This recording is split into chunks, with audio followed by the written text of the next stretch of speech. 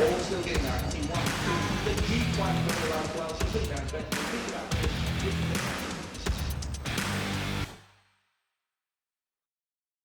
G'day guys, welcome to our Pro Punter series. We're here to get some insights into what it takes to be a professional punter and dive into what it is you boys do each week to make a living off betting on horse racing.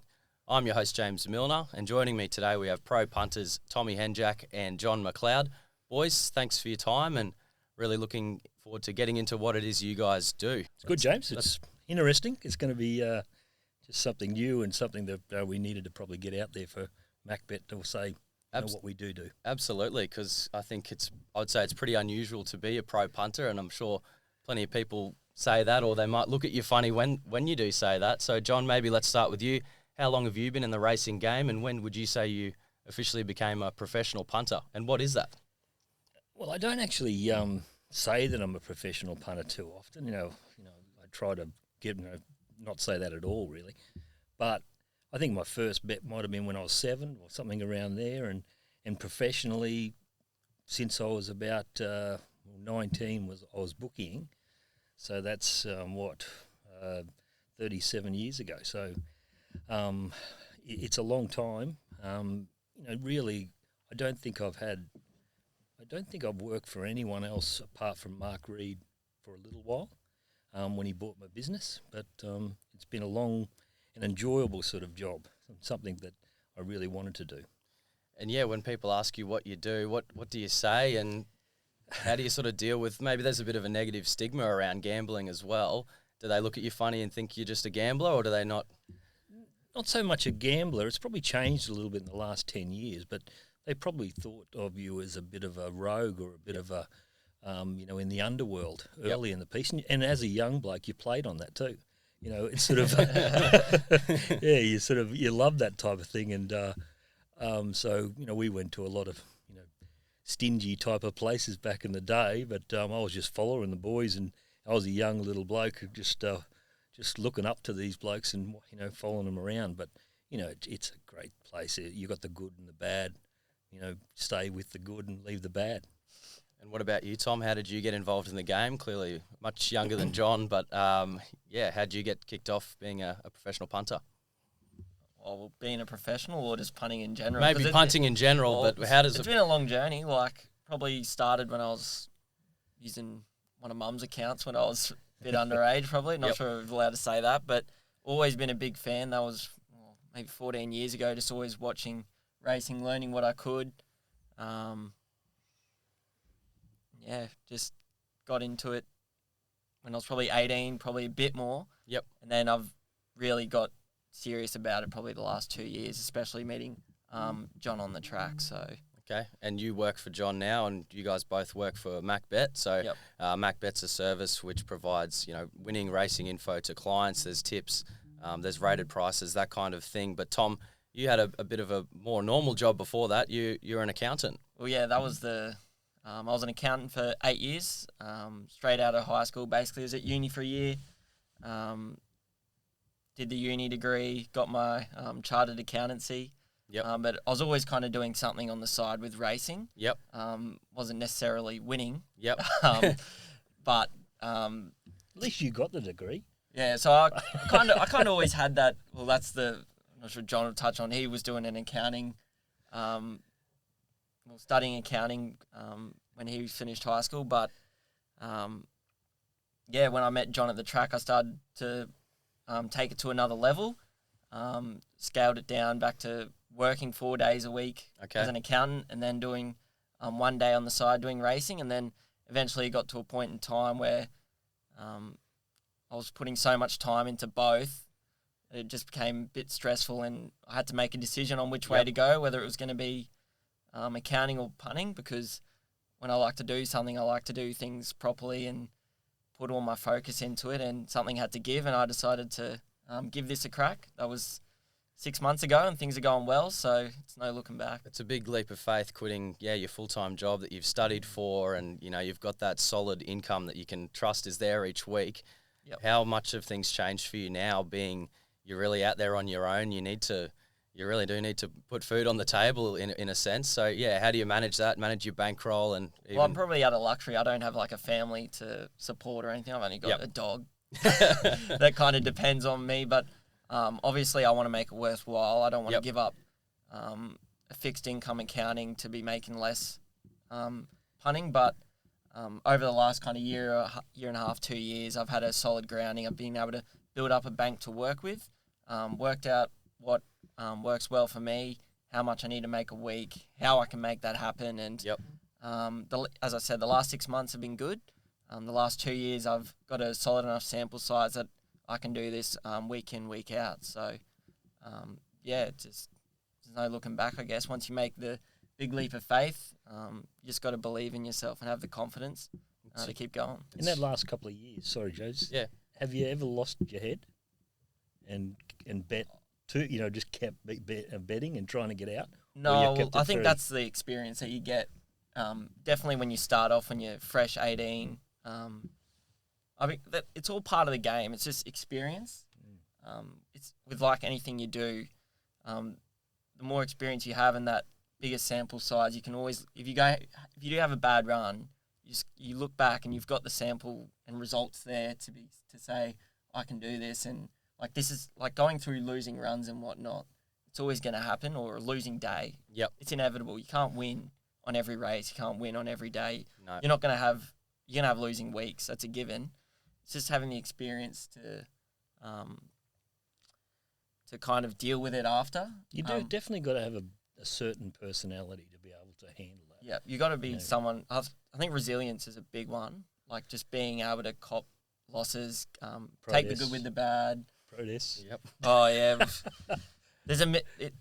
it's a game where there's like take no prisoner. There's so many different ways for you to do your cash, Yep. and sometimes you just look and you shake your head and you go, "Why am I doing this?" But yeah, I think that resilience is definitely Well, that's massive. what half makes the game so good. Yep. Is that can go from high to low with the The penthouse to the shit house, or, Yep. or It the can other just way around. It can change within a split second, and it Yep. can be the other way around as well. So that's what makes it so exciting. Sounds a bit cliche, but it's an adrenaline thrill. Blood pressure tablets are good for that. Oh. Well, I'm still young, so maybe I don't need those yet. But I think dealing with losses and like losing my head on a day, I can't say that recently that I really have. Yeah, Because it's just That's big. as soon as you lose, like if I did lose my head, I just would step away for the day or something like that. Because you just know you got to be. It's maybe something John can elaborate more, but you do have to be in the right state of mind to be punting, because it's a game that like doesn't have much forgiveness, and everyone's out there to beat each other, Yep. and you got to have that edge, and you got to be thinking straight, because one bad move, you don't get your money back. that's exactly right. That's the thing, is that you've got to go in there. You do go in there with a plan of attack, what to do, but you've got to be able to step and slide a little bit as well.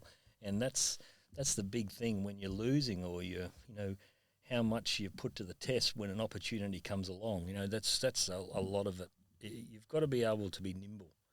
But And if you're closed-minded in a situation, you're not going to see those opportunities out there. There's so much information out there. You got to be privy to it all. Yep. And you can miss things, and if you miss one thing, that's it, game over. Because let's say a horse is going to end up in a total different position, and you didn't hear it, or you didn't get the notification about it, changes the race completely, and your assessments go out the window. Absolutely. And so, yeah, talk about your assessments and something like the speed map. So where do you guys start? I'll start with you, John. Where do you start when you're looking at a race, or for someone who wants to do it themselves? Where do you start if you really want to take it seriously? I guess you've got two approaches. There's a statistical sort of approach, or you're just watching replays and you might have a better feel for the runners and the jockeys and the trainers. How do you approach this, and what weighting do you give each thing? I'm definitely not a statistical guy. I'm more of a feel on what the horses. I know every horse. I just know them back to front. Some statistics I might look at, and it's not even looking at their figures. It's more just getting to know the jockeys, what they can do. I think the better statistics for a jockey would be what he does out of the gates, going forward or going back, or being, a bit more positive or being negative than being a 10% or 12% on turnover jockey. I think all that's rubbish. I don't want to have anything part of that. I know what a jockey can do and what he can't do. The percentage that you put on that jockey will affect your market, and you use that, and that's sort of like the background of. That's all established before you even go into it, as far as a jockey rating or whatever. As far as where do I start, maps, working your way from. I started barrier 1 and worked my way out, because you get a feel of what that horse can do out of the gates, put him in a position, finish the race off, and then you might start changing things up and seeing what jockey's on that from a wide gate. Well, he's not going to stay out there. He's going to go forward. That'll change the speed of the race, which affects it as well. So, okay. So we talk about things like the map and the market. Maybe we'll elaborate a little bit on what's a speed map, and you go into these different betting apps and there's speed maps everywhere. Are these different, or how do you determine where runners settle on your speed map? What is a speed map? Well, a speed map is just a representation or a prediction of how the race is going to be run, where each horse is going to settle when the race starts. And everyone's going to have their own opinion of how that speed map's going to eventuate. In different racing jurisdictions, the stewards do produce a map of what they think the race should be run. And I'm not a big fan of that, which is, we focus on Queensland racing primarily, and the stewards don't publish a set map of how they think the race should be run. Okay. So we come up with a predicted map of who's going to lead, who's going to be out the back, who's going to be midfield.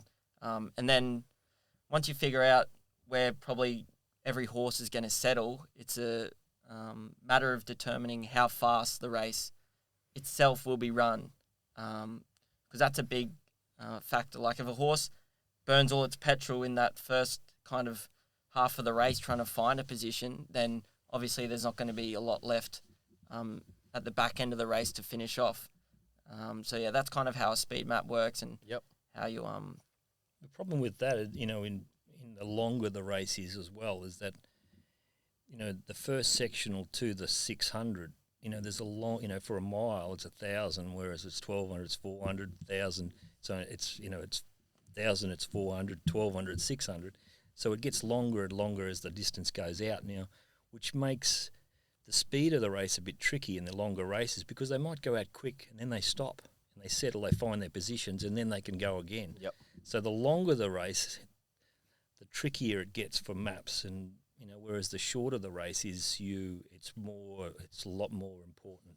And we talk about all these variables. In a longer race is something like the jockey maybe a bit of a higher weighting, because the speed map comes out of play a little bit, and you think, well, the right jockey's going to have the right judge of the pace or the bias of the race, and maybe that weighting sort of goes up a little bit in your system. You should be doing the form, James. Well, there's also I host. That's what I do. I host. Knowing like certain jockeys and horses, and like John says, we're both kind of big field guys, like know everything about trainer, horse, jockey. Yep. There's also jockeys who are better at riding staying races, as in long distance races and shorter distance races.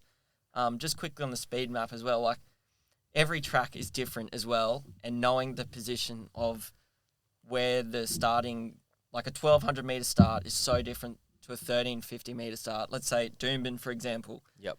Over the 1,000 metres at Doomben, you jump from the barriers and you're pretty much straight on a bend, whereas the 1,350 metre start is you have a long, I think it's probably 300 to 400 metres of just straight running for a jockey to find a position. Sure. So you've got to have that in your mind and take that into consideration, that there could be different tactics in play based on where those barriers are positioned on the starting distance. I suppose the biggest thing about maps and thinking, are they worthwhile, is in dog racing, they're the main thing. It's everything. And trots too, yeah. So all it is just working backwards and getting from dogs to trots to gallops, being probably the less, it's the hardest one to actually work out. But if you get it right, it's no less important than it is for dogs. So it's a matter of how well you do it. If you don't do it well, you're in a lot of pain, because you're going against, you're stuffing up your ratings, because you're being negative on horses that possibly could be in a completely different area. Yep. So you've got to be careful of when you're starting out is don't use them solely. Don't Till you can confidently predict it and get it right most of the time. Because as John said, you think if you want to be on a leader in a slow run race and you've mapped it wrong, then that horse is, when the race actually happens, you're way off. It's massive. And you talk about knowing the right map for the right course and where the starting gates are.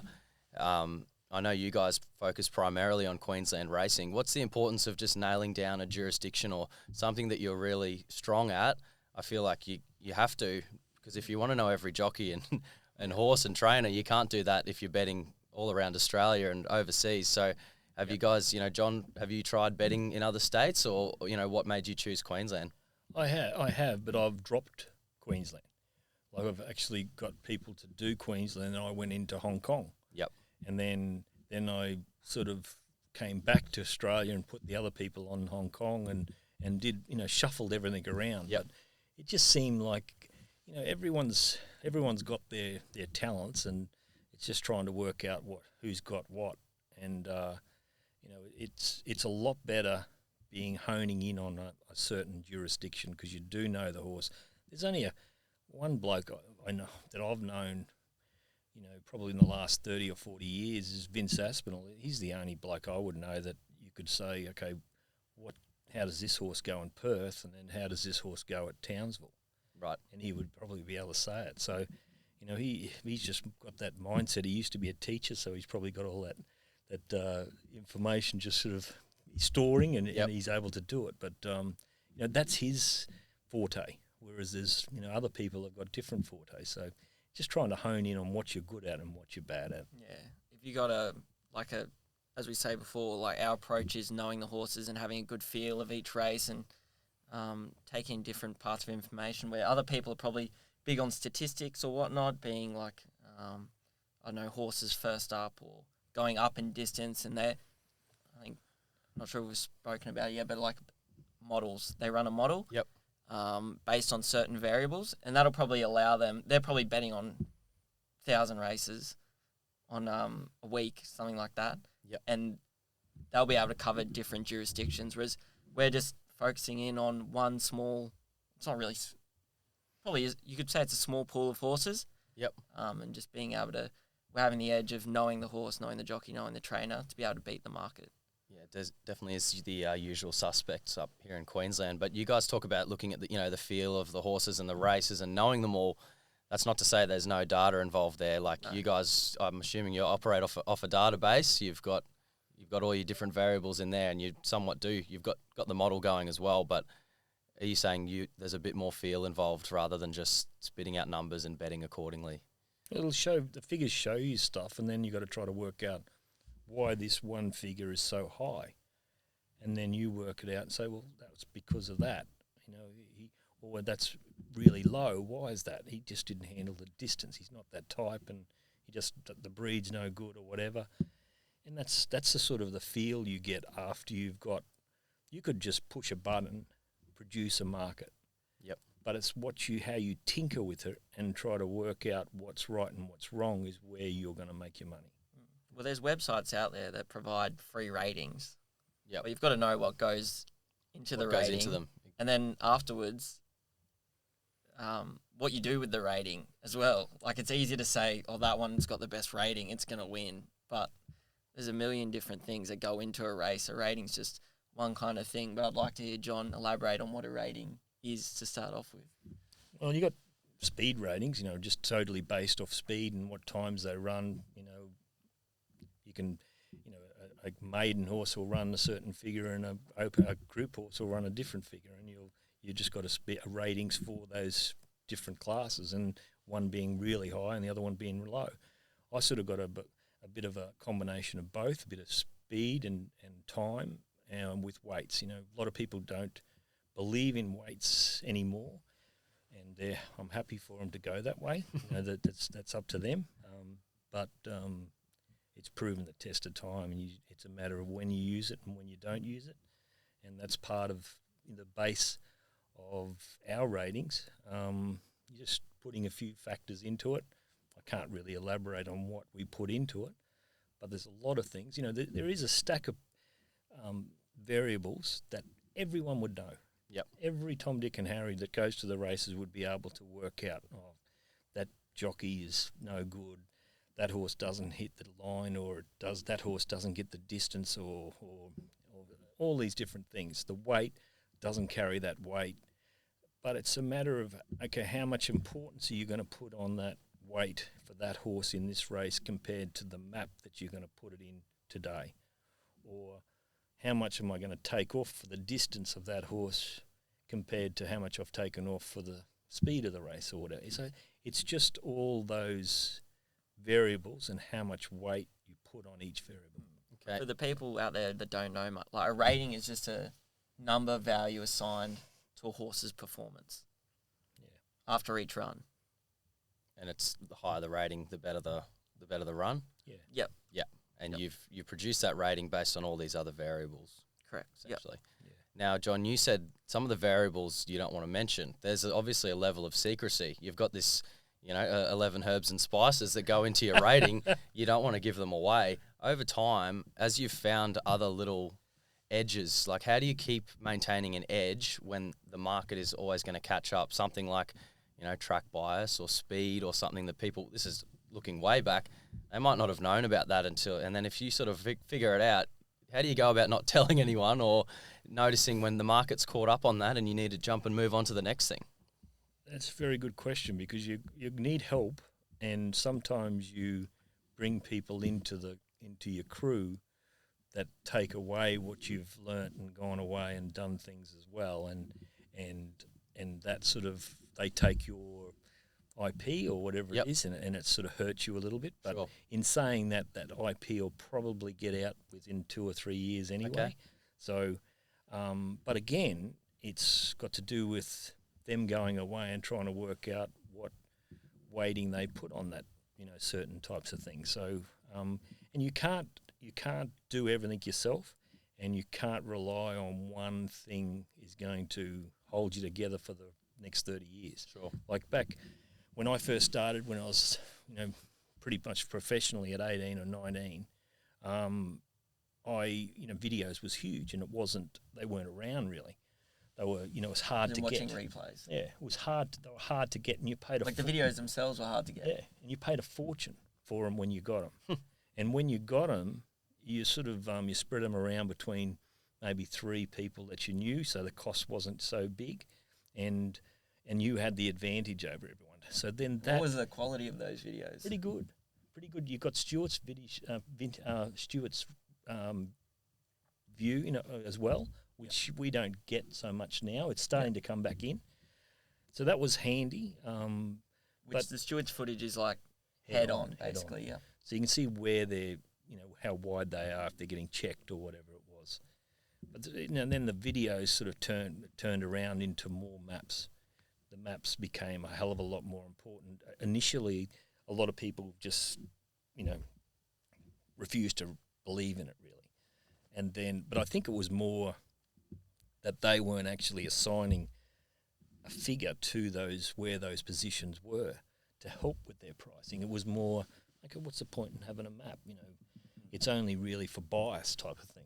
They were sort of saying, Into okay, the they're best part of the track. yeah, they were using it in that sort of fashion, not the next level. So the first part was bias, then the maps become more important as far as positioning and how a horse could win or couldn't win because of a sectional. Yep. So it's just kept on growing, and it's a matter of, hopefully we've found a couple of new things that might last another 3 or 4 years, and then we're going to move on and find something else. So. And how much time do you think, what percentage of your time you think you put towards innovation of finding new edges and tinkering with new stuff, whereas you've also got the other layer of you need to do what you've got to do week to week to get the product out to clients and for you to be able to bet as well. What percentage of your time are you putting towards exploring? Every 5 minutes I've got spare. So if I go and have a coffee or have some breakfast to clear their head, you're still thinking about it. What you could do, how you could change things. Is this a good idea? That sort of thing. Breakfast to me is not, is not just going to have something to eat, sort of thing, just to fill your stomach and then go off to the races. It's more just getting out of the office, go there, start thinking about things, what's working, what's not working, what could work. When you love your job and love what you do, like it's not you're always thinking about it. And it's not a chore. It's not well, you do need breaks. Yep. But networking as well, like going to breakfast with someone and talking to other people in the game. I wouldn't say I devote time solely to finding new things or innovating. It's just kind of on the go, talking to other people, and going to the races is a big one as well. Like just being there, learning different things, seeing what other people are thinking, what jockeys and trainers are kind of thinking. That all plays into what you think might happen or what's changing or what you need to be looking for. Absolutely. And yeah, like John, I remember when I first started working for you, you would just be posted up in the office constantly just looking at the computer, just doing all of your stuff that way, watching on the TV. And then, I don't know, a couple of years ago, you started going back to the track, and it's just, I feel like it's breathed new life into you. You're meeting people, talking to them, and yeah, no doubt. Most importantly, watching the yard like that. Yeah, well, it's been, getting to know Tom and Ollie and Jacob and Tim, and there's a stack of blokes down there that all young blokes who had different ideas, and they've, it's sort of put a couple of lights in my head about what things could be done or what can't be done. And you're not only just giving out, you've got to work out who you're going to talk to and who you're not, and who you're going to spill your guts to and who you're not. And that's the most important thing in my time, is working that out, because possibly I may have done it too much through a little period. Sure. And I grabbed hold, and that's why I went back to my office and went back there, because I just didn't want to play any part of that, because it just burnt me and I just didn't like it. Sure. And so I've gone back, and I've gone back with a different mindset, and I'm learning just as much as I'm giving. Yep. And I'm and being there, looking at horses in the yard and all that sort of stuff is a positive. It's a big positive, and that hasn't changed. I used to love doing it. When I was booking, I'd leave the stand. I'd be probably one of the only blokes who'd leave the stand and walk out to the yard and have a look. And I'd get pulled up a few times by the stewards, but I think they pretty much knew after a while. Well, he needs to see it just as much as his business. Yep. And they let me do it, and they let me walk the track sometimes when I needed to, which was a positive. If you ask the question, most of the time you'll be allowed to do something, and you just got to be, keep on asking and maybe bash down a few doors to get in there. But that's with everyone. If you go to the races, someone going to the races now, you don't want to sort of sidle up beside someone and try to, just do everything for them. Whatever. All you got to do is go there and just listen to what they got to say every now and again. Don't ask too many questions. Yep. Because the rule pretty much in racing is, if you ask a question, you deserve to be told a lie. But if you get told a lie and you didn't ask the question, you're no good. So there's a fine line where you can start asking questions, it's hard. It's hard to break through. I used to, when I was going to the races, my main mentor would have been a bloke called Steve Birra, and he was just fantastic to me, and Chubby Holloway was really good. I used to go to the races with them, and I'd learnt a stack, but I had to, you had to bite your tongue a lot of the times. You just listen. That's pretty much what you do, is you listen, and then all of a sudden, if they ask you a question, fine, put it out there, because they're interested in what you think. Yep. And then they might come back and say, "Oh, you idiot." But if you keep on saying it, sooner or later, they'll look at you and say, So on that point of, being at the track and asking the right questions to the right people, or maybe not asking too many questions, Tom, was that you? Did you sort of approach John and start listening or asking questions? Like, how'd you start talking? I'm trying to figure it. I can't even, it probably wasn't even that long ago, 18 months, maybe. Yep. I'm getting older, or this game kind of wears down on you and your memory starts to go, but I can't even, I think you're pretty confident. From memory of what I remember what you said, you didn't ask too many questions, but you were pretty confident with what you were saying. And I would listen to some of them and say he doesn't get that part of it, but he gets that part. Yeah, well, that's probably like punting or racing in general. Is everyone kind of thinks they know it, That's true. but you're always learning and you're always finding out new things, and you kind of realize how much you didn't know, especially looking back now. But I would say there's not many people who go to the races these days, No. and there's a bit of a narrative out there that the track's dead and there's no point in going, which I think's completely mythical. Like, you can go just because there's not as many bookmakers there now, and you're probably not getting. People used to probably go to the track more to get. Well, you had to go if you wanted to bet. Yeah. There wasn't online bookmakers or anything, but people also used to go probably to get better prices as well. The bookmakers were probably offering a better product on track, but to me, you find out just as much going. This narrative that the track's useless now and there's no point in going, I think is a bit stupid. I guess maybe this generation, I guess they probably maybe don't take punting as seriously, so they can just sit home at the couch and watch it on the TV, and that's fine. Yep. But I think going to the track's a big advantage, and meeting John, and obviously he's been my main mentor, and I've learned a lot off him, and I actually couldn't even say, maybe it was just only a couple of us there, and just began talking, and then I think someone in John's team ended up leaving to go out and do his own thing. So obviously there was a spot there to bring on something new, and he asked me, and I jumped at the opportunity, which I think anyone kind of would. Yep, absolutely. Especially really appreciate everything he's done and giving me the opportunity to be able to learn off someone new. And like he said, you got to really trust people with your information. Yep. This kind of game, everyone has their own type of information. You don't want to be giving it away for free. You've always got to make sure you've got something to give in return, or get something in return if you're giving something out.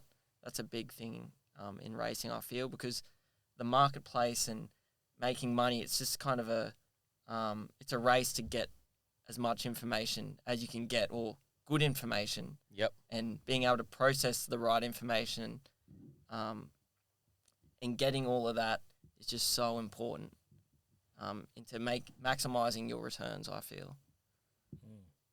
Yep. And so, being on course, you mentioned, you're talking to other people and there's all this information coming in. You want to get as much info as you can, but I'm sure there's plenty of dud information that is out there. We've all had the tip, from a mate going, oh, this trainer says this is ready to go, or an owner's tipping their horse and they think it's a moral, or you're getting tips from all kinds of different angles.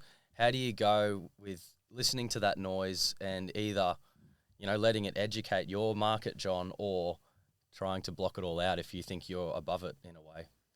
You're never above it. You just got to always listen to it. But you've just got to try to work out who's telling you the truth, for one. Mm-hmm.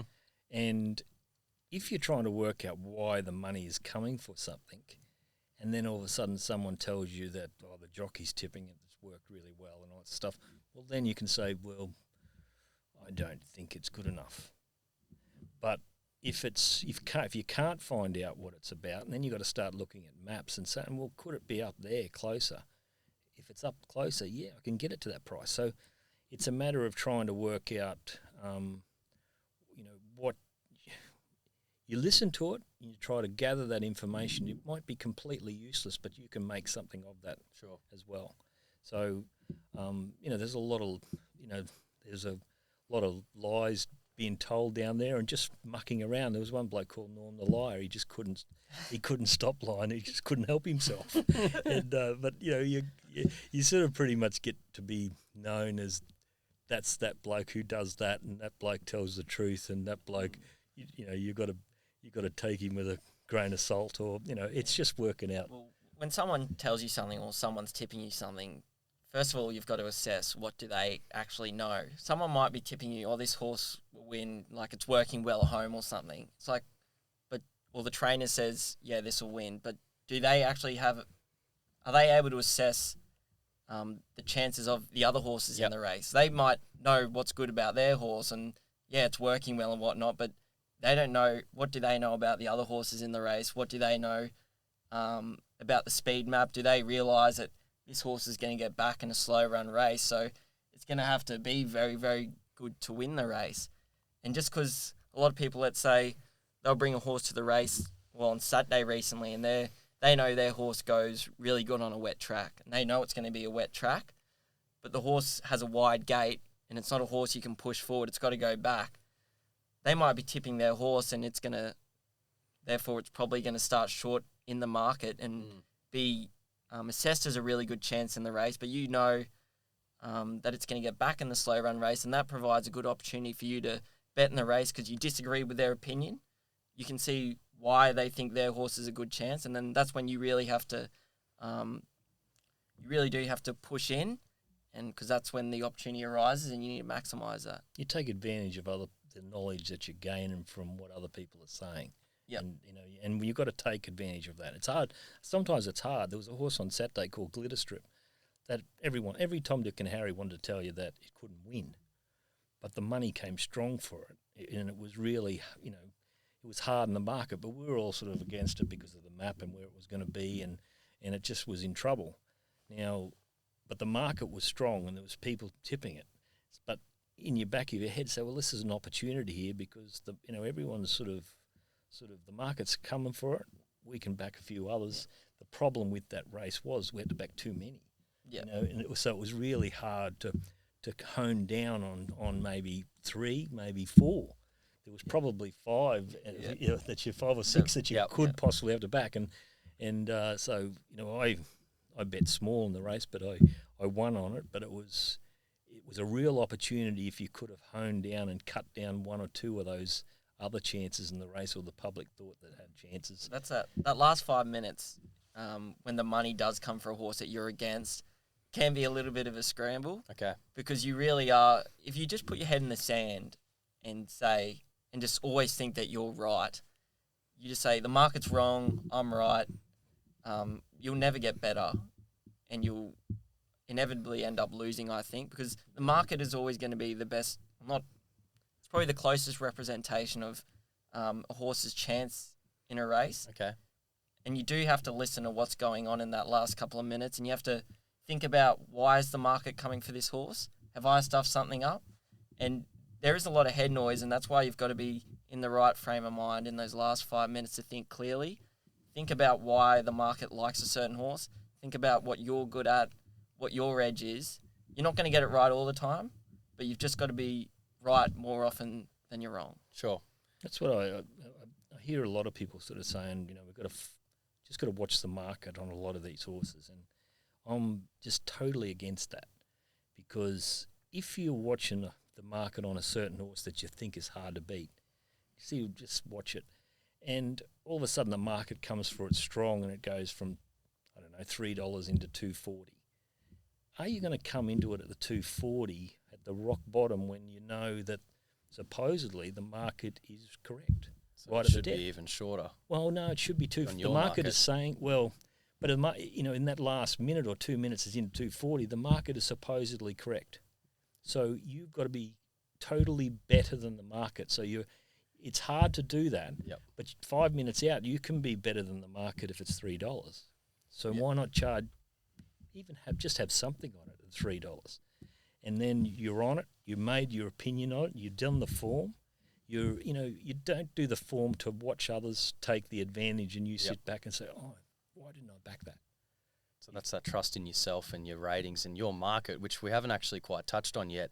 Is you guys frame your own market before each race. So maybe talk a little bit about that. So you're doing your own prices. Once you've got your prices there, why would you bet on a runner? Where's value? A price is just a percentage of a winning. Percentage chance of winning. Obviously, it's not. Well, we do our markets to 100%, but the bookmakers it depends who you're betting with. But generally speaking, 2 days out, they're probably offering a product that's 130%, which means the 30% is the added bit on top, which is where they make their margin. But we do our markets to 100% to find your edge. And there's other people who do 80%, even lower, which kind of, what does it do? It reduces your... Well, you're not as confident. I don't think you're as confident. You're as confident, yeah. If you go to 80, you're sort of saying, well, I'm just going to make sure that I'm getting value. Yeah, Sure. It reduces your... what do you call it? Your risk. You're kind of mitigating your risk. You've got more margin for error, I'd say, because you're only probably finding a few kind of betting opportunities in that. But we do ours to 100%. And obviously, the closer to the race, the market percentage comes down. And as John was speaking about just before, the timing of when you actually decide to bet is massive. Because you've got to, there's so many ways to win in the game and lose. Taking the best price available is just, it can be the difference between a winning day and a losing day. And I think that comes through experience as well as learning when you should be betting. Or even just a winning year or a losing year. I know you guys over time have managed to grind out, somewhere between 6 to sort of 15% profit on turnover for the year.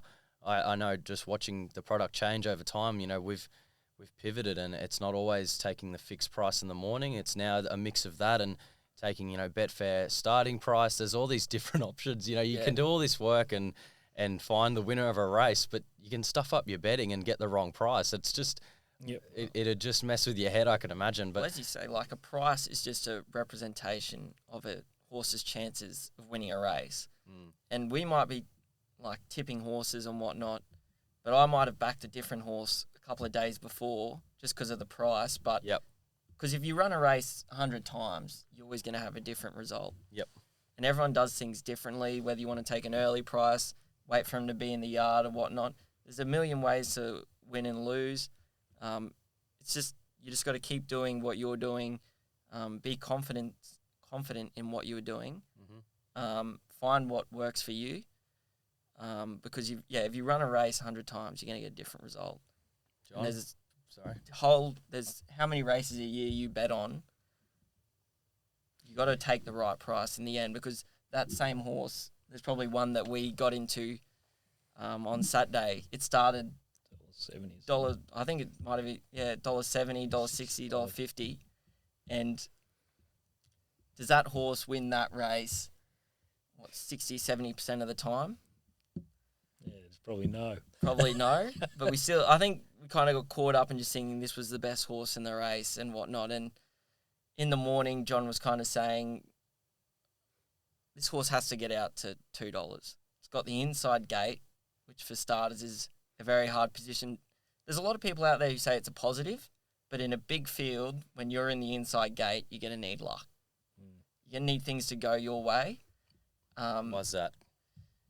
Well, if you're in an inside gate and you're a short price favourite, every other jockey in the race knows that this is the horse to beat. So instantly you've got a big target bullseye on the back of your silks. Everyone knows that that's the horse to beat. So in a big field, you're going to have a lot of traffic around you. Jockeys are going to know that I need to hold this person inside me, which is what ended up happening. So there was a good apprentice on the horse we were on, but the eventual winner of the race was Bentley Magic, which had Michael Carl on board, and he's an old hardhead. He's been around the game for a long time, and as soon as they jumped out of the gates, he positioned his horse directly outside our horse. And he kept him in that pocket for as long as possible, and when they got to the bend, he started just working to the race nicely, held him in that pocket, and forced him to go into the worst part of the track. Now, we probably did make a mistake in the end and probably diving in, because in the morning John was saying this has to get out to $2. We'll take $2 because it probably does win more than 50% of the time, but in the end it didn't happen. But that's the importance of taking the right price, because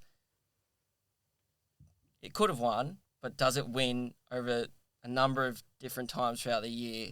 That's the difference between winning and losing, is taking that price, will you end up in front at the end of the day, at the end of the year. And the funny part about it, we had Bentley Magic $9 and it was 20s and we didn't have anything on it, which is really weird. That's a bad blue. And we've got the winner at the favourite $1.70. It is pretty much $1.70, $1.65. We're sort of still throwing something on it, but we're not having something on at 20s about another horse. Sometimes you get in your head that this horse can't be beaten, and it's just a better horse than them. But sometimes what Tom's saying is right. Is the positions where they are, they're in trouble. They're not because of the quality of the horse or how good that horse is compared to the rest. It's just that everyone's looking, and they're not good. They're going to make it as tough as possible for that. And everything, like something I always try to remind myself of is everything has a price. Yep.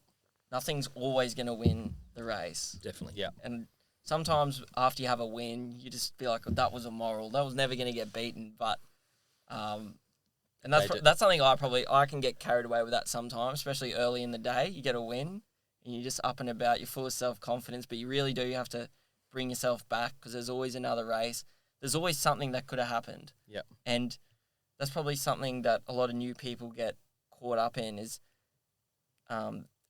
they just look at their horse throughout the race and then it won and they're like, I was right. But you really do have to dissect the race, look at what happened, look at why maybe you thought something was so short or you should have been shorter, because there's always going to be unlucky runners behind you or there's other circumstances in play that can affect the outcome of a race. It's funny you saying that. I remember years ago I was doing some sort of, selling some of my product to the rant. I sent my tips off to him, and I had this horse around about $2, and it was 12, and it won. Now we finished up doing a video after it or whatever, and said, oh, how did you have this $2 and it was $12, and really I was wrong, even though I was right and it won. Okay. I was wrong because when I had a look at the rating that it actually produced out of that race, it didn't actually achieve what I thought it would go, and it was actually the rating that I worked off. As in the previous performance that you were assessing the horse on. Was wrong. So it actually made me change the previous rating to being more realistic. And then all of a sudden I still would have had it short, but I wouldn't have had it as short as what it was. So you're always, just because you've been correct and you've been right and you think, oh, you little ripper, you having it that far away from the mark, you got to go back and have a look to see why you did it. If you can find no reason, and there's other horses that have come out of the race that have gone quite good as well and produced a figure that's done, you say to yourself, well, this is beautiful. I've found something that the market hasn't actually found. So how far back do you usually go? Let's say a horse, so on a Monday after the Saturday races, John will go through the ratings for the Saturdays and put a number value against that horse's performance. Well, the database. How often do you go back into a horse's previous ratings after that? Do you go back? Have you ever gone back, let's say, a year and looked at a horse's ratings compared to what it's doing now? Possibly, I would, especially if it was a 2-year-old or a 3-year-old, because I need to know whether our 2 or 3-year-olds the ratings are right, or the age improvement factor that we put it towards it is correct, because it's different figures that you can give horses for improving from a 2-year-old to a 3-year-old, a 3-year-old and up. So that makes you go back and have a look at that. If something looks really high down here and it has never produced it, you might sort of say, geez, my 2-year-old's out a little bit here. Yeah. And so I'm continually doing that, continually. It's sort of something that I just can't get out of my head, because I'm always thinking if I don't fix that now, well, going forward, it's going to be wrong, later. So I have to fix it. That's just in my my way. I'm sort of a perfectionist, really am, and I need everything to be right. And if it's not right, I find out why. And like consistency to me is big. If I'm not consistent in my punting or anything like that, I hate it. So consistency in performing, winning, learning, everything like that. Just keep punching. So before, when you were talking about you were right, but you could have been wrong, what about the flip side is when you're wrong, like as in the race result didn't go your way, but were you actually right? How do you deal with kind of that situation? Well, the same sort of thing. You can look back and sort of the figures that it produces, because of the speed of the race or the sectionals of the race, will tell you whether that figure was correct anyway, or the way we do it. Does it make you? Does that Is it easier to handle a loss when you kind of log in on a Monday, No. look at kind of what the horse has done? No. Oh, well, in a way, like if you couldn't find the reason, it scares you. Yeah. It does scare you because you Especially when if it's well backed and it wins by a big margin and you've had it a long way off, then that's probably the worst kind of loss that I can cop. That can actually like put me off for a day. Sure. If I miss a horse that's been really well backed and wins, then that really does irk me because I know I've probably missed an opportunity because everyone else has seen it and I haven't. And especially if it wins, you're kind of like, why am I so off the pace here? What have I missed? And then you start questioning a lot of things. So you're a bit of a perfectionist as well. Yeah. Well, I think you need to be. Yeah, it seems like it. So something like track rating, or if a track's a heavy 8, or good 3, good 4, something like that. That's obviously a weighting and a variable that's going to educate how you bet on the day, and then maybe the run previously. You want to look at that track rating. John, do you trust the track ratings, or do you do your own sort of track rating? We do our own, but in a way, a lot of people sort of say, if this was a 10, this is no doubt a 10, and they've given it out a 6, and we've got it a 10. Well, you've got it a 10 only because of the figures that you put into your database. So it's what information you've put in, nothing to do with what they've done or whatever.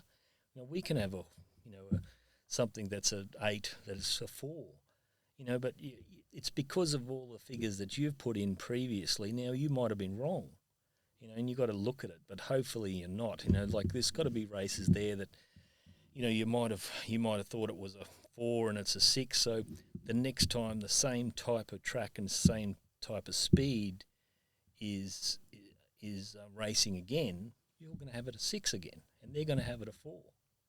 Because you haven't changed. So you're going to continually go down that basis. But as long as you stick to what you're doing and say it's a 6, and then you run with it and you do it, but to say that everyone else is wrong with what their opinion is of it, let them go. Let them do what they want to do. That's their rating. That's what they think it is. That's what the jockeys are telling the stewards, that they think it's a 4 or a 5, and it might be a 6 or 7 in your opinion, but that's your opinion and that's what their opinion is. Let them go. Let them do what they have to do, but you can't say they're wrong. So why does a different track condition kind of affect a horse's performance? Type. Type, distance. Because different stamina, horses perform better on dry tracks. Different horses perform better on slow tracks. Different horses perform better on bottomless, heavy tracks. Yep. Okay. And it's really important to differentiate because, as you say, we talked about earlier, you can choose a rating for a horse. That performance might have been on a good track. Is that rating going to go up or down in the next race if it's on a heavy track? Yep. Some horses, they might actually even go better. Okay. So track's important. Something like the Sunshine Coast poly track, that's a synthetic sort of surface. The difference between that, a horse coming from Doomben, which is a turf track, to that's the kind of thing you guys watch out for. Yeah, definitely. There's other things that you've got to look for as far as those synthetic tracks. Sure. It's a bit different to the run-of-the-mill good track to heavy track, or Okay. good track to slow track. Heavy track to poly or good track to poly, it's nothing. It's not alike. Don't worry about that. I'm not going to say why. No. That's another one. But yeah, let's consider Eagle Farm and Doomben. A while ago there was criticism of Eagle Farm, the track's too hard, or, my horse just simply can't win there, but it wins over at Doomben. I guess it is really horses for courses in a sense. It is. The one thing that they did have that was correct was the margin of the race, from first to last. It's a real important thing as far as, you in a heavy track rating, you'll see the margins being massive because some horses don't handle it and some horses do handle it. The real fast tracks, the margins will become bigger and wider, and because some horses are handling and some horses are not. In the overall thing, if they start cramming up a little bit and they're not just normal, you can pretty much sort of say that track's playing okay. That's fine. It's and that's what's happened with Eagle Farm. Eagle Farm was probably the margins were too great, but they've squeezed. The track's become better. That squeezed the margins up a little bit, and it's a lot better track to race on. Even though the type of horses and the horses that we were looking for when they were the so-called, or it probably was hard track was, we're happy to run with that. We just got to deal with it. Yep. But there's a lot of new like if you're a new player or starting out, you're kind of looking on your form app, whatever it is, whether that's on a Bookmaker's app or a third party kind of thing, and you look at the stats and you see track stats, say 0 for 3, or distance is 0 for 5 or something like that. How important do you think looking at those kind of stats are? None. Yeah. A A lot of people probably put a lot of leverage on those kind of things, but when you kind of know the horse, that's something that obviously we've spoken about, is we're big on. Looking at those kind of stats is kind of irrelevant, because let's say you've been at that track 3 times and you're a back marker, and you've been back in 3 slow run races, so you haven't really had an opportunity to perform at your best. The form guide might say you haven't won there at 3 attempts, but that's not a accurate reflection of the horse's ability or performance at that track. Right. Which kind of does, a lot of people out there in the media and whatnot will say, oh, this horse doesn't handle the track, or it doesn't handle the going, but it's really important to drill down into those statistics and actually work out the merit or the performance of that horse in each certain race. Okay, Tom. So you make mention of those bookie apps, or there's plenty of free resources out there, but they might not always be useful. So, where should people start if they're looking to have a more informed bet on a Saturday, rather than sort of flicking and scrolling through a few different apps? I know you guys run with a database. That's probably not feasible for many people. It's quite expensive, but what's the key few things you should start looking for as an information source? Well, if you want if you want to be informed, then head over to macbet.com.au and sign up to our stuff. We'll give ourselves a plug there. We may as well. Yeah, but if you're starting off, I don't think there's any more valuable kind of, I'm not sure how to say it. I think you just got to watch races. Okay. You really do have to watch races over and over. Yep. Different tracks. You need to learn how a race is going to be run. That's where I always kind of start off with, if someone asks me, what do you look for? I'm like, well, you got to know what you're actually betting on to begin with. Well, you're betting on a horse race, but there's so many different things that can happen. There's no better way, I feel, than watching a race over and over and over again. Watching replays and maybe sticking to, could you stick to a jurisdiction just like you do? Sorry, I probably didn't answer that the best, but if you're starting off, you probably want to start off in a type of races that are kind of have the lightly raced horses. I feel that's probably a pretty good starting point. There's probably not a lot of information out there for the smarter people, or not smarter, but those horses that have so many runs and have so much exposed form. I feel like that's probably a little bit harder for people to line up with weights and speed maps and whatnot, whereas getting stuck in a horse's trialling and then starting off in their first race start, I think that's probably a good place to start, I feel. Okay, those maiden races, John, do you trust them? Yeah.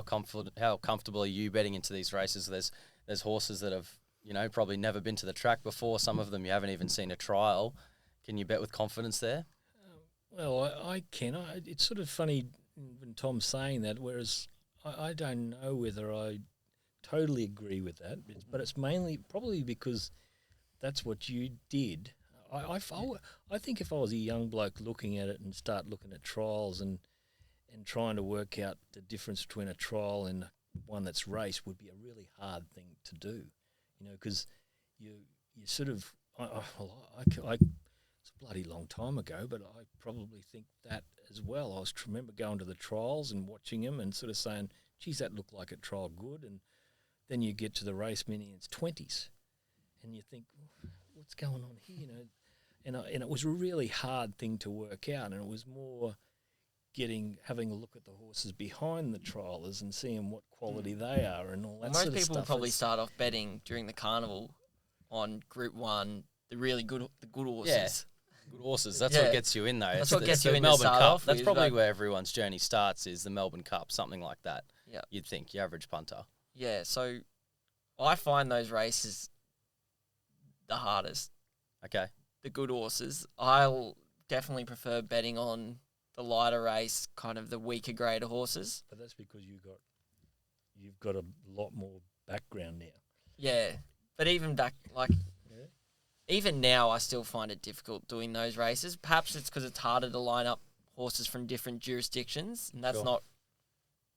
I'm not looking at those horses all the time, or I don't have a really good profile on those horses. But I don't necessarily enjoy doing those races either.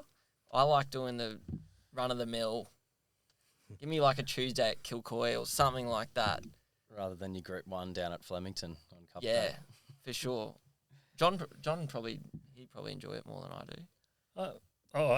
I like betting on what you're betting on, that sort of thing.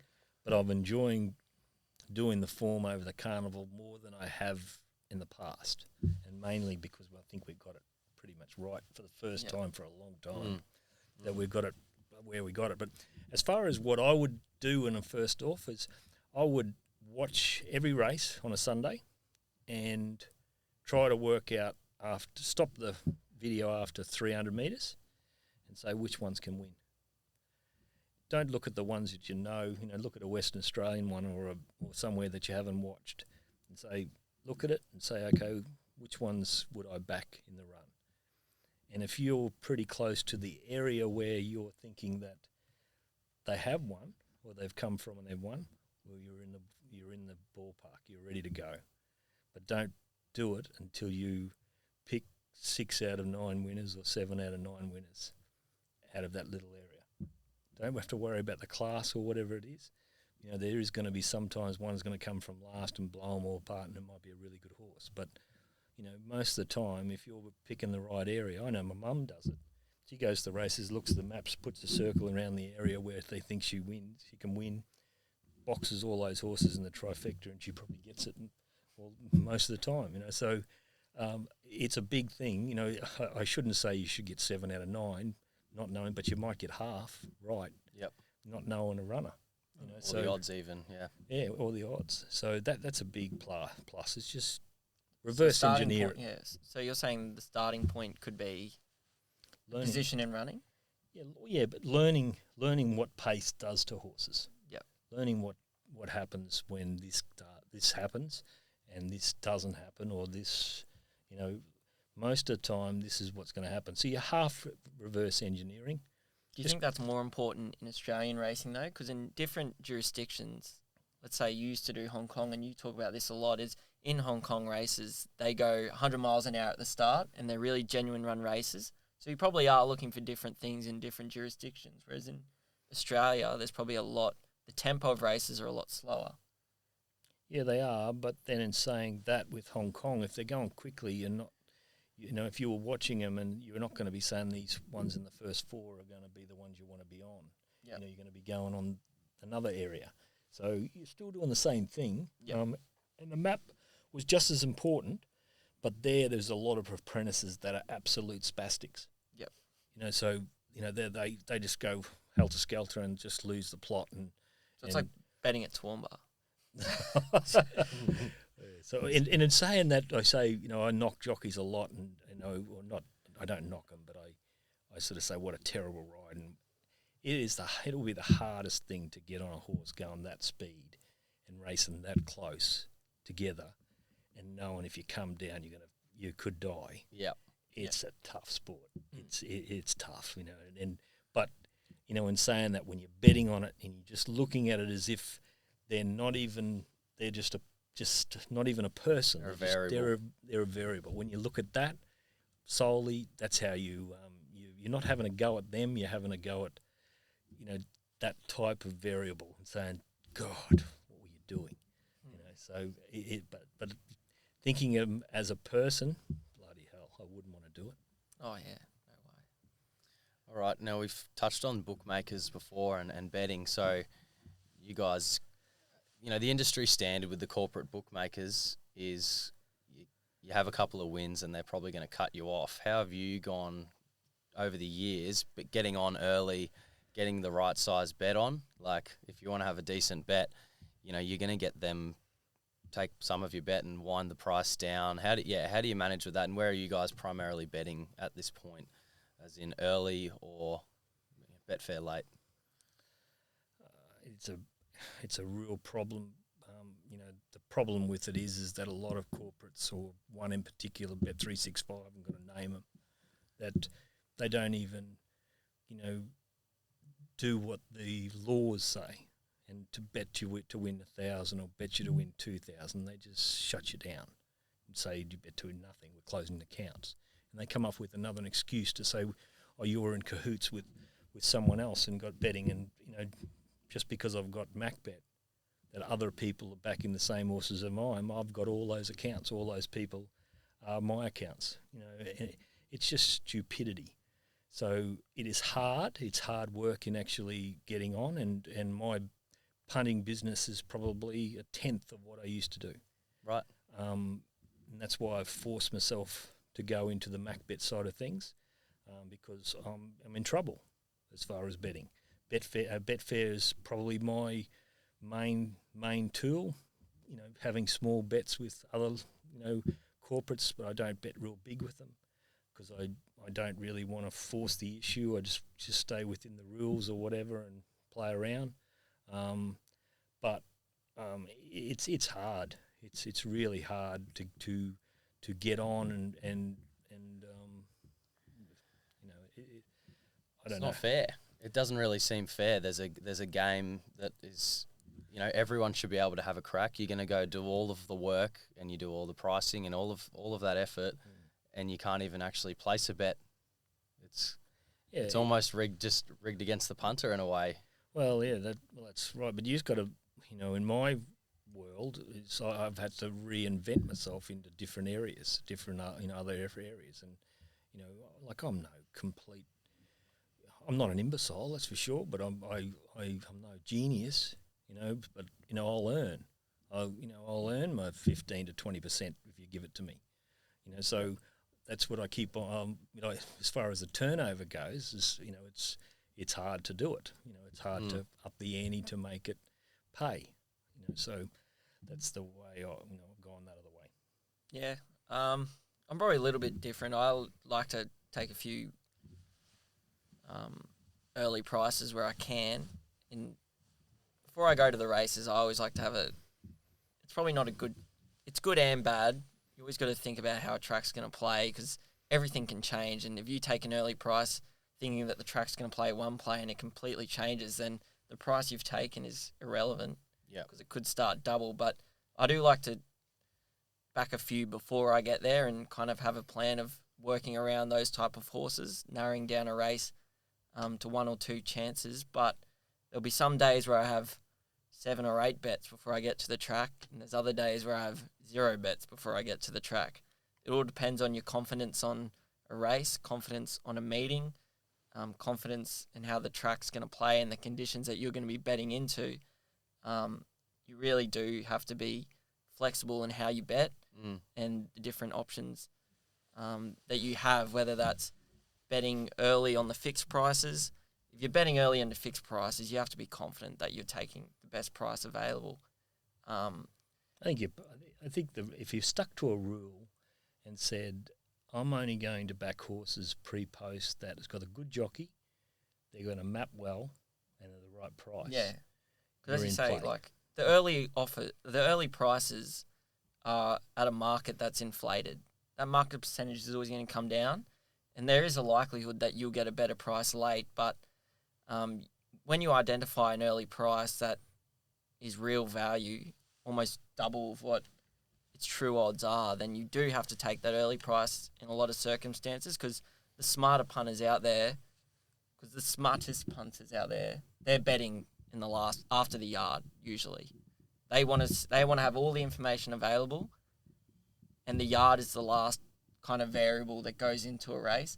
Okay. And once they see the horses in the yard, that's when the real money goes on, and the bigger punters are throwing their cash on the table. So what percentage of turnover do you think happens in that last 3 to 5 minutes? What, 70%. John might be the better one to ask because he 80%. was the bookmaker. But When I was doing it, probably 80 it would have Yeah, been. I don't think it's changed too much. I would have said 80 to 90 because a lot of people It is. betting out there are a lot smaller and niche and not probably turning over a lot, but the big turnover, the big teams, is that last kind of couple of minutes. But, yeah, the way I bet is sometimes go walk the dog, walk down to half an hour down the road to the tab and put cash bets on. Doesn't wind the price in or anything like that. I've just got my ticket there and goes in the drawer and whatever, and it's ready to go. So kind of getting on probably isn't as big of an issue. That's good. Yeah, And you come back to the tab an hour later with a disguise and do it again. do it again, different dog. But and then there's also like betting during the run and whatnot, like on Betfair when the race starts. It's just Okay. as we talk about, there's a million different ways to win. There's a million different ways to lose. It's finding what works for you and sticking to a plan. It's funny you say that with the disguise and everything. I used to have my mum down at the TAB just sitting there, and I'd ring her up and put bets on for me. And then all of a sudden I heard that the TAB actually wanted to find out who is that red-headed lady that bets. It was the funniest thing I ever heard. I told my mum about it. She's 80, or nearly 80 now, so she's 78 or something. I shouldn't say she's 80 because she's not that old yet. But she would have been probably 65 to 70, and she got a good real kick out of it when I think everyone's trying to find out who she is. It's too good. And Tom, you touched on betting in play.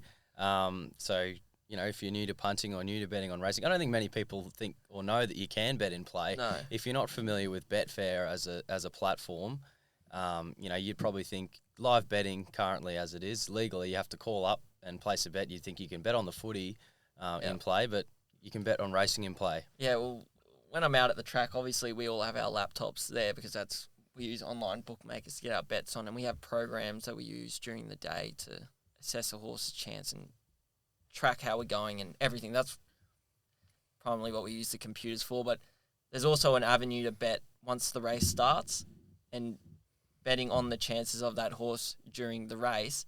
And when I go to the races and I'm sitting in the grandstand with my laptop or tablet, there's so many people who come up and ask, and like, "Oh, what are you doing with that? You must know what you're doing. Give us a tip and whatnot." But when I'm up in the grandstand with my binoculars, I'm betting during the race, and I'm versing other people on the exchange, basically trying to back a winner or lay a loser during the race. And I'm hopeless at it. Absolutely hopeless. I sort of, when I go out there and watch it, I find it hard to stop looking at the horses that I'm on and watching to see how they're going instead of looking at the race as a whole and trying to picture the race. Whereas that's what I think you do. I do enjoy it because it also, like, at the very basis of things, we love betting. Yep. And it sometimes, you shouldn't bet into every race if you don't have an edge. But let's say I don't want to bet into a race because I don't like the horses. I don't have a good feel of the race or something like that. Then kind of betting in run is a different type of avenue. It's completely different to assessing a horse's chances before a race because things are changing. Your market's fluctuating just ever so slightly throughout the day, and I guess during once the run, they jump, anything can happen. edges it's present themselves at every corner. Exactly. If there's two hopes at $3, the two of them, and you thought one would be third too wide and the other one would be leading, and the leader is back last in a 12-horse field, it's huge for the one up there. You know, and it's a matter of you working out in your head what price is that. What price is that horse up on the pace now? It was $3. Is it a 220 shot or whatever? And if you're getting 270, 280, it's massive probably. Well, it comes down to who you're actually versing. Yeah. And like finding out who you're competing against in play is always a big one. There's a lot of people out there who just watch a race and they're trying to pick the winner. Let's say, is the horse travelling really well? Is it leading? Whereas I like to go down a little bit further, being a form guy and knowing if a horse is settled here, let's say it might be questionable at running a mile, 1,600 metres, and it's settled closer than what I think it should to run a 1,600 metre race, then I'll be laying that horse because I think it's a distance risk. Whereas there's a lot of people out there watching at home seeing that, oh, that horse, or they're on track, or that horse is settled in the second pair. Front. It's up there. It's in a good position to win. Whereas I'm thinking, now that that horse is settled a little bit closer and it's working that little bit extra at the start, I think it's a real susceptible chance of knocking up late. So that's where there are tons of little edges like that. Sure. Whereas if you know the horse is back to front, you can make money. Definitely. And yeah, you talk about the motley crew you got down there on course.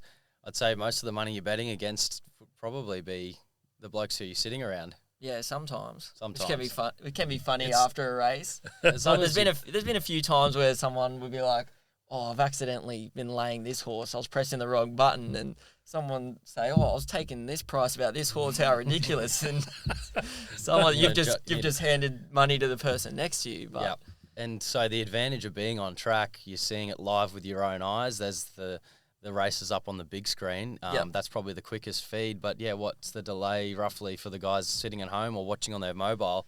Oh, well, if you're watching on your mobile and that's the only footage that you have, you definitely shouldn't be doing in play because I think it's a 20-second delay or something like that. And that's enough time for the market to completely just leave you half behind. a second is enough. You got to be quick. Obviously, it's... Yep. And you got software. Quicker than dead. You got software as well that... Yeah, you need third-party betting apps and whatnot to get that live odds filtering through as well. But, yeah, I definitely wouldn't be trying it off a computer like at home unless you have like... You can do it if you did it in the first 200. Yeah. But you're open, you're really in the hands of the Philistines. Yeah, but as I said, there's so many different angles. Like if you're betting, there's a lot of people out there who make money betting just solely on the last 200 meters of the race. Yep. That's something I try to avoid because I feel like it is a bit of you're playing with the sharks. Like the odds that someone is going to offer you in that last 200 meters are rarely going to be at a price. Yep. Like you have to take a shorter price closer to the line, and things can go pear-shaped very quickly taking those short odds. Yeah, that, and we might just take a step back and talk more to people who are starting out betting, or even people who are betting now and trying to just take things a little bit more seriously. You spoke about consistency, John, and accountability. How can you keep yourself accountable rather than just your average punter? They go, oh, how'd you go today? Oh, I finished about square, or oh, I sort of lost, I won. You're floating through the year and you don't really know where you're at. How can people become more accountable for their betting? Well, a lot of people say you're in denial. If you're a loser, you don't say you'll be losing too much, but it's part of maybe your mental health in a way, in that it's what you like doing. Is like playing golf.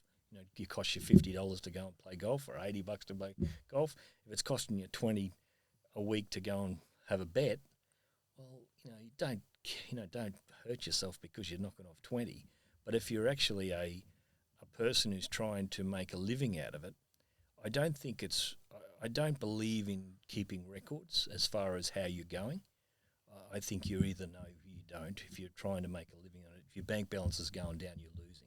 If it's going up, you're winning. There's your record. Yeah, there's your record. But as far as looking at certain things that could help you, like recording prices that you've backed horses at and what they finished up at, and if they won or lost, well, then you can work out whether you can back 2-to-1 shots and 7-to-4 shots in that type of area that you can win at, or is it $10 shots that you've got to bet, and that's your forte in that area, or class of horse. You're very good at maidens and class 1s and class 2s and not group races and open races, and it's not to say that you don't bet in those races anymore, or you bet bigger in the other ones that you're good at. It's more you go and have a look to see what you're doing wrong in those types of races and stuff. And what you're doing. You're saying you need to find a tool that allows you to record all this information, though. Yeah. So you've got a spreadsheet at the moment that you've been running. Yeah, it's good. You can get it off the internet. I'm pretty sure. I think if you I think even Betfair might have a. Yeah, there's Yeah, a I'll heap. put the link in them. Yeah, there's a heap of them out there that is damn good, and they keep a really good record of what you're doing.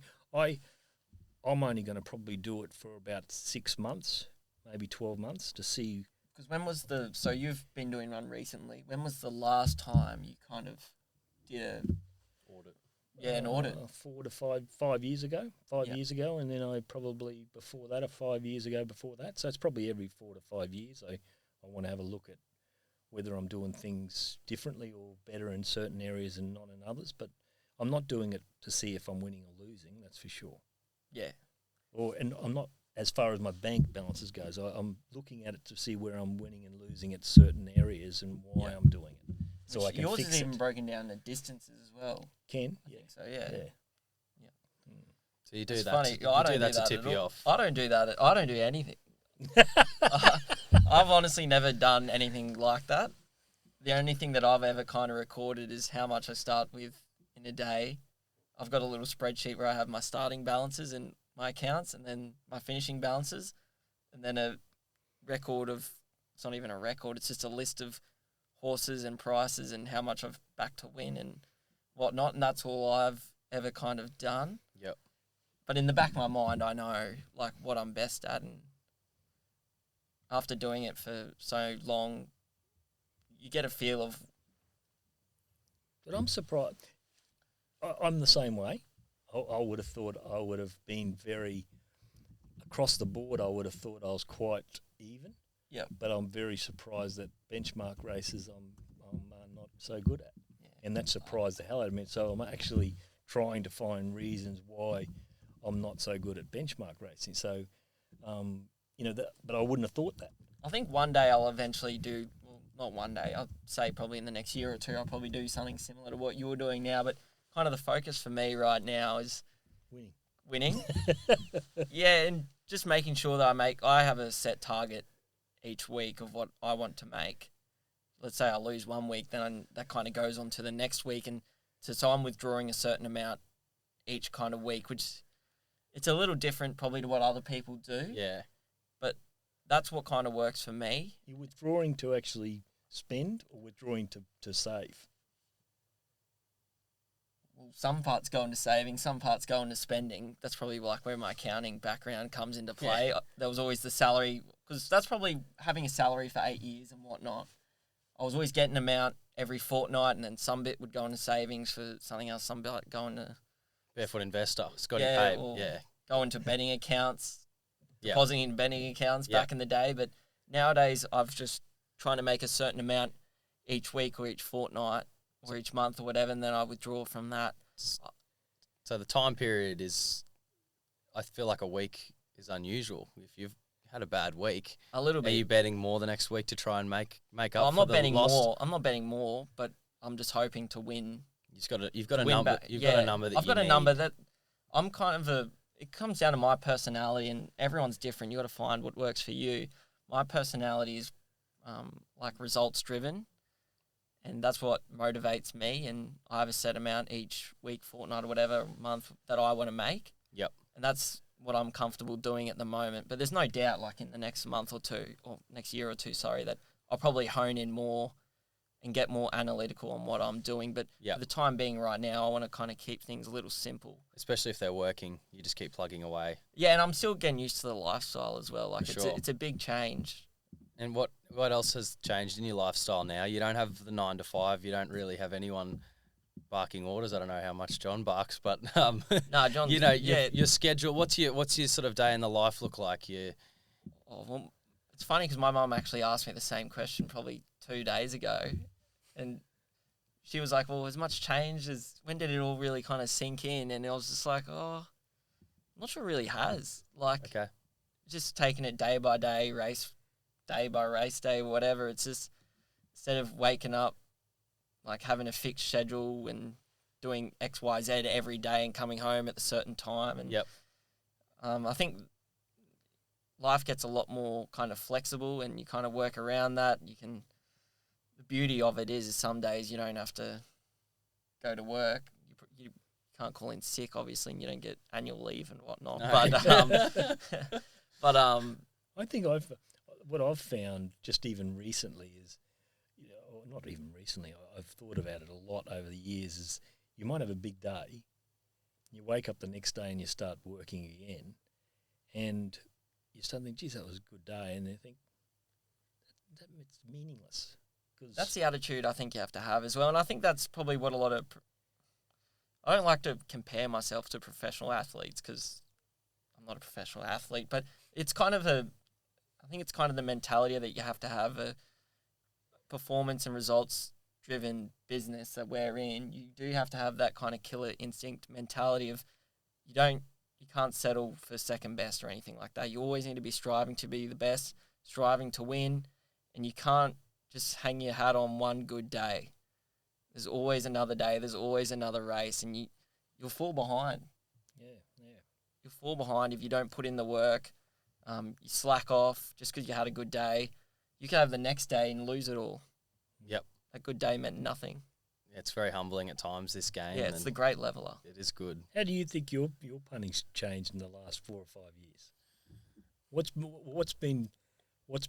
have you learnt from what you did earlier to what you're doing now? What I've learnt is, Rome's not built in a day. You can't just, if you've got $1,000 in your account, don't bet with 800 or don't bet with the 1,000. Don't try and But some people don't might go enjoy too that. quick. Yeah, and I'll do that on occasion. If I'm at the pub or something, I'm going to try and blast. And that's I can afford to do that, and I'm happy to do that. So I'm doing it. But over time, you just want to be alive in the count for the year. You want to just consistently just chip away, because the good results will come eventually. But if you try and do it all at once, you might get rewarded for it too. You could have a silly multi or a huge bet on something, and you get rewarded for it, and you go, huh? And then you can keep doing that over and over, and eventually it's going to bite you in the ass. And that's something that you learn then, obviously, is like if you're subscribing to a service like Macbet or someone else, is you can't judge someone based on a week or one meeting. No. You're not always going to win. It is important to have that long-term mindset if your objective is to make money. Yeah. Or you can use the information to have you blast out on a day or something like that. And there's nothing wrong with that. No. If that's how you want to bet, go nuts. And that leads me to my next question is, what do you think of, those multi-bets or the exotic bets? We talk about the bookmaker's margin on a fixed win. Fixed win bet is, 7-8% or roughly 10, depending on what time you're betting. There's other things out there like the quaddie or trifecta bets. John, what do you think of those? Yeah, they're good, but you got to keep them at a minimum of your real betting. The all ups. I'd love to do all ups, but I can't do. I'm just barred. Okay. So you so would do most them if you restricted. could. Most people like restricted accounts. You're not allowed to do multis. All the fun stuff. Yeah. But they win more. The bookmakers win more on multis and exotics. It just seems it's so funny that you'd get cut off on that. Yeah, But I guess the there's no exotic laws. pools so the exotics are a pool that you generally play in. There are some products out there where you can take fixed prices for a certain horse to run first, second, third, whatever. But generally speaking, quaddies and exotics are a pool. And then the pool that you're betting into, the bookmaker providing that service, or the racing body providing that service, they take a certain percentage out called the takeout. Okay. And it is quite a hefty amount. And there are bigger players who get a nice slice of that pie as well. So it is wary that it is difficult to win in those type of markets. It's not a betting option I use a lot. John does it sometimes. Yeah, sometimes I do. Just if you don't like a favourite, do it. Because if you can get it beaten out, you can get some value out of it. But if you like a favourite, you just can't. But as far as have that included in their numbers, and if you can beat them, you're going to get a bigger payout. I think what you're saying about the corporates, the all ups, they've always thought that, it's their prime, win plenty. And that's what hurt them as well with some of the pros, because they thought, well, we're winning so much at this. We can just let everyone on and just do it. But then they probably started looking at the people who knew what they were doing, and if they cut those blokes out of the all-ups, what sort of figure they were making. Printing money now. And so that's what they've done. The all-up betting, if you don't really know what you're doing, it's a tough thing and it's hard to win at, because you've you think that you're betting into a pool every race of 130%, 130%, 130%, 130%. It's just a multiplying fact that you can't win. Yep. But unless you're really good. Yeah. But yeah, the margin for error is just the more races that you chuck into that multi, and for those watching, you can make the same argument for something like a same game multi or any 100%. other bet type. So Yeah, your opinion on those, so if you see someone with a 10-leg same game multi, and we've all seen the Facebook groups with 50,000 members in there, and everyone's doing a same game multi tip, or someone could claim to be an expert at same game multis. What do you say to that? Anyone claiming to be an expert in that type of area is just, I think it's a bit of a joke. I think it'd be interesting to find out what Corey would have done. Like, Corey's flying at the football. And if he had the same game multis and all-ups and everything, what sort of thing how he would be going? He wouldn't touch it.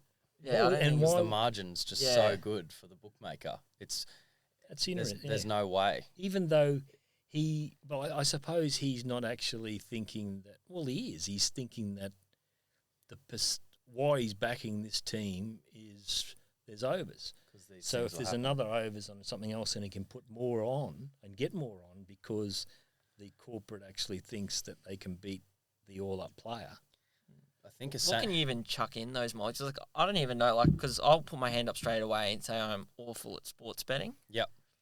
And me too. if I had if I record, I don't have to write down or record all my bets to know that when I put sports bets on, I know that my return, I'm never getting anything back. And so that's not even something I kind of even entertain looking at. I know what I'm good at, and what I enjoy doing is horse racing. Don't get me wrong, I love watching sports and big footy fan and whatnot, but trying to find a bet in those markets for mine is it's just too difficult, and it's not something I've ever really looked at.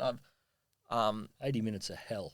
I don't know. Yeah, that's probably why I don't like it either. It's just like a race is over in 2 minutes or whatnot, and the pain's over. Whereas sitting through something for 2 hours or 1.5 hours, it's just too stressful for mine. It is tough. But as you say, is what you're saying, James. You're going to the pub and having a few bets and betting bigger.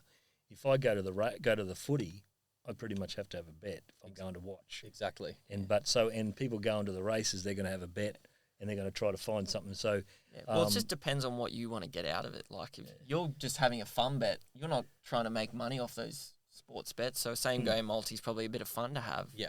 If you're allowed to have one. Yeah, you can put $5 on and maybe win 1,000 and go, oh, that's great. And when it gets rolled, you go, well, that's $5 worth of fun. But when you're doing what you guys are doing, you're betting to win. Yeah. You're not betting for a punt and a giggle. I'm going to ride home that 500 to 1 shot at the all-ups or whatever. Yeah, it's fun to watch. It's good entertainment. Just as fun. Yeah, absolutely. What about other bet types? So, ever played casino games? Or, that's that same thing. House always wins. You're a professional punter, but you stick to Queensland racing. John, have you ever played casino games at all? Do you see any? We're on the drink. So it's a fun thing, just like the footy. Yeah, if you're on the drink and you're there with a few mates or whatever, going away to watch the footy in Melbourne or Sydney or whatever, and you finish up with a Casbah, you might throw in whatever each, and someone sits down and bets, and then if you lose, you go back to the bar, and then you ponder whether you put it in another lot. So just like everyone else, and I know you're a bit of a maths man. Have you got an advantage over? You think you're sitting at a table? Do you think you've got any real advantage, or you're just like everyone else there with a scotch in your hand, and that's that? Like everyone else, but you pretty much got to, a bit like racing. If you're on a roll, you got to make them pay, and if you're losing, bet backwards. So the same thing applies to racing. If you're having a losing run, you had 2 bad months. Even if you love a horse and you think it's going to bolt in, you still chip a little bit back. You do. You mentally, you just automatically do. And financially, you start thinking, well, once your database is, if you're going well, your database is, you've been correct. If you've gone through 2 or 3 weeks of not so good, there's some errors in your database that are not. It's not working. Not just your database. It just might be an error in your opinion, or an error in your judgment. Yeah. So you got to be careful of that, and mentally you got to be aware of it and say, okay, well, I'm just going to chip back until I get clear my head a bit, and then make them pay. You've got to make them pay when you're right and when you're on a roll, and don't let them, get you when you're vulnerable. Guns, You yeah. don't go start throwing grenades when you're already backpedaling. Which is probably That's like, chasing losses. and honestly, like it probably does even reflect in what we've been doing. Maybe kind of a few months ago at MacBet, I'd say that our kind of units that we were recommending to bet on have kind of decreased a little, and I think we're just in a little bit of a period of trying to get things right. I mean, the conditions that we were kind of dealt with the start of this year, there was obviously a lot of rain and a lot of floods, and that affected a lot of people, a lot of trainers and a lot of horses. Being able to get the work into the horses, and then also horses trying to perform on those bottomless tracks and whatnot, it does. You do have to scale back your confidence a little when conditions change to what you're usually used to. But I think the last couple of weeks we've kind of ramped things up a little. Definitely grabbed hold and staking up a little bit. And how do you guys find having a group of clients following the information you're doing? Is there an added layer of pressure? You've got John, you've got family, Tom, you've got your dog, so it's probably a bit less pressure for you. But then if you add, however many clients who are paying for your information, do you feel the pressure there? Sort of, but you got your own pressure, and then you've got that as an added sort of thing. So half a blood pressure tablet to one blood pressure tablet. I suppose it's not too bad. Yeah, well, we're probably the same. Like, I hold myself to pretty high standards, so there's no one else I could let down more than myself. Sure. But obviously, like, it stings, like letting other people down as well. Yep. Obviously, they're paying for a service and they want to get a result. For sure. But at the end of the day, like, really don't want to let them down, and want to back winners for everyone. But you just got to, like, back yourself that you're a good judge, and if you keep doing the same thing and stick to your routine and stick to your plan and stick to your pricing, then there really shouldn't be an issue at the end of the day with what you're tipping and what you're recommending people to back. You're probably more cautious with tipping to those people than you are in backing horses for yourself. Oh, yeah, for sure. I can deal with a loss myself a lot easier than recommending a bet to someone and it losing. I feel a lot worse. Even me personally, if I give someone a tip and it wins and maybe I didn't bet on it, it feels better pushing other people into something. Yeah. You want to see everyone win. Yeah. It almost feels better than if you kept it a secret yourself and you're the only one who's bet on it. Yeah. But, like we said before, you can't share too much info out there for free or anything like that. So that's why you've got a smaller group of clients who are paying. So it's funny you saying that, because a few people years ago, they wouldn't, one person in particular wouldn't share a lot, and these other people shared a fair bit, and they decided to not share anymore. But even when the horse didn't win, they'd come back and sort of yahoo as if to say it's won, and the person who wasn't sharing, who didn't wasn't getting told anymore, just sort of thought, well, I've been left out. I'm just getting left out all the time, and it sort of made him rethink, and I've got to share a little bit to get something. And you do have to share, but you've got to be careful how much you share if they're not giving too much back. That's the whole point, I think. It's definitely a head game. But yeah, guys, it's been great chatting to you today. I'm hoping we've provided some, I'm sure we have provided some good insights into, what it's like being a professional punter and being in this game that we're in. But thanks for your time, fellas. And guys, if anyone wants to get the information from John, Tom, Brody and Brad are our other team members here in Queensland, just head over to macbet.com.au. There's a few different packages there, and you can just get the final product of pretty much everything these guys have spoken about, distilled down into a PDF sheet, which is pretty handy. yeah, and you get the audio, and you now get the yard and everything. So we're trying to, build on things and try to give them as much information as possible.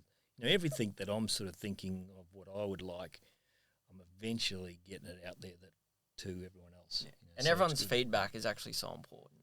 Yep. It's so important to hear what people think of what we're doing, and if you don't like something, tell us. If you like something, tell us. It's probably just as important, because it's important.